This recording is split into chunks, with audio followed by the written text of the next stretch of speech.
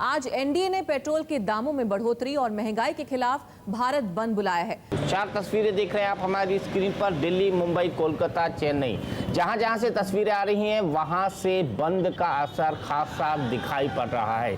दिल्ली में सफर मुश्किल हो जाएगा। मुंबई फिलहाल जहां जहां से तस्वीरें आ रही हैं पूरी तरह से बंद दिखाई दे रहा है। हमारे सहयोगी भी हमें यही बता रहे हैं। कोलकाता में लेफ्ट के भी साथ आने के चलते बंद को और मजबूती मिली है। वहीं चेन्नई में सड़कों पर चहल पहल तो दिखाई दे रही है, लेकिन व्यापारिक प्रतिष्ठान पूरी तरह से बंद हैं। अभी तक जो खबरें आ रही हैं उसके हिसाब से दिल्ली की तस्वीरें देखिए।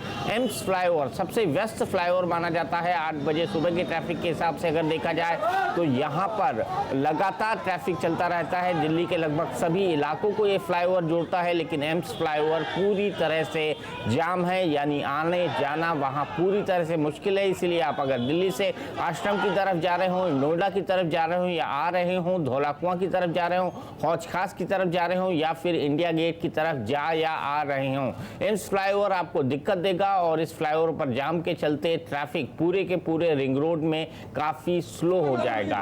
वहीं दिल्ली की तस्वीरें देख रहे हैं। बंद के समर्थक भारतीय जनता पार्टी के कार्यकर्ता लगातार सड़कों पर उतरे हुए हैं। सड़कों पर ट्रैफिक दिखाई दे रहा है, लेकिन पब्लिक ट्रांसपोर्ट नदारत है। खासतौर पर ऑटो रिक्शा, जो कि दिल्ली में एक लाइफलाइन की तरह काम करते हैं, क्योंकि दिल्ली का पब्लिक ट्रांसपोर्ट सिस्टम इस तरीके का है कि अगर आप पब्लिक ट्रांसपोर्ट लेते हैं तो भी आपको छोटी दूरी तय करने के लिए रिक्शे या ऑटो की जरूरत पड़ती है।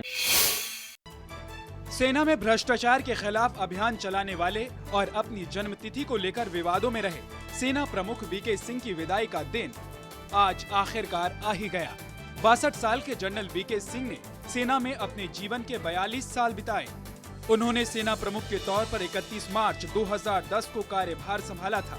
उनका कार्यकाल विवादों भरा रहा, इसमें कोई शक नहीं है। चाहे वो रिटायरमेंट को लेकर उनकी उम्र का विवाद हो या फिर सेना में फैले भ्रष्टाचार पर उनकी बेबाक राय का।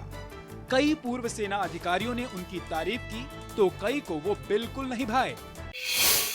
आरुषि हेमराज हत्याकांड में बेटी और नौकर की हत्या की आरोपी डॉक्टर नुपुर तलवार की जमानत अर्जी पर इलाहाबाद हाई कोर्ट में आज सुनवाई होगी। नुपुर तलवार की जमानत अर्जी पर 2 हफ्ते से सुनवाई चल रही थी, जो 29 मई को पूरी हुई। आरोपी नुपुर ने अपने बचाव में दलील देते हुए कृष्णा और राजकुमार को हत्या का आरोपी बताया है। नुपुर तलवार फिलहाल गाजियाबाद की डासना जेल में बंद हैं।